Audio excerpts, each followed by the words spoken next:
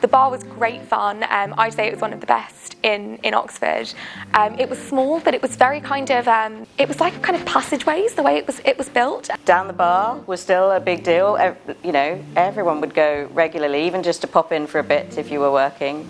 It was like an old school kind of local pub. You know, you would guarantee meeting your friends, your people on your course. If you had a question to ask, that was the easiest place to find someone. The bar was crowded. We had sweaty discos where there were far too many people in there, and it just sounded like it was. But it was I think it was very subsidised beer. I think that's the least I've ever paid for my drinking habits in a year or so.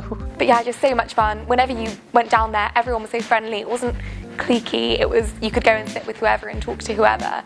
And I think I had friends who were students who worked behind the bar as well, so it was always nice to catch up with them. But we didn't call it DTB in the way that it's used now. We would just say, well, we all had notice boards outside our rooms, and so you would write on it DTB if that's where you were, or CU DTB.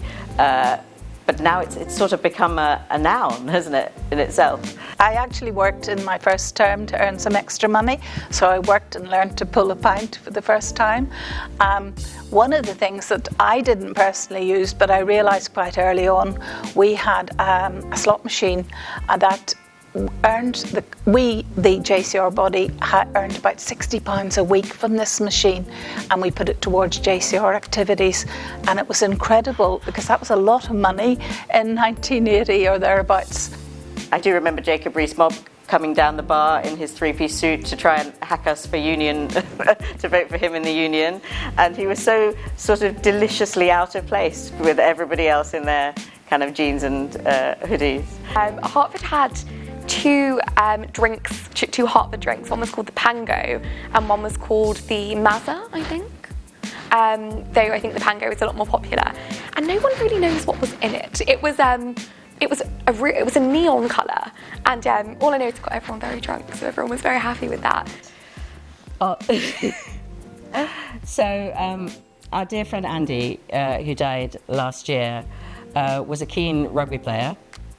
But he never ever liked beer. He couldn't, and he wasn't the sort of person who would pretend to like beer and just, you know, get on with it, as so many people do. But he wanted his own drink that he could, that he could hold his own in a pint glass. And so he invented this hideous-looking concoction that was, I think, 4 or 5 white spirits, always including Malibu, and some blue curacao to give it that special colour, and then topped up with lemonade. And in time, it became known as the Pangalactic Gargle Blaster, after the famous drink in Hitchhiker's Guide to the Galaxy. And yeah, we've got all these pictures of this kind of Andy holding this fluorescent pint glass while everyone around him is drinking, you know, beer or wine or whatever. And they are a lovely memory for us, having lost him last year. And it is fantastic that the Pango, in a slightly different form, is still available down the bar today. Yes, rotting us all forever.